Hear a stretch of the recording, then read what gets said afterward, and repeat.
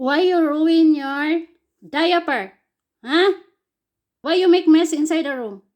You're very naughty. Milo,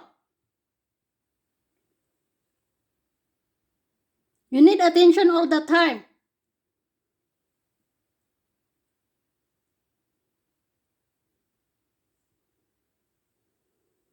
Next time, I punch you, Milo.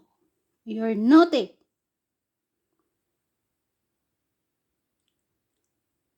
Don't move, Milo. You're punished.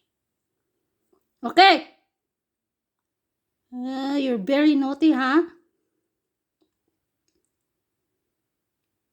Next time, Milo. You sit all the time. Long day today. Okay? You're bad. Very bad.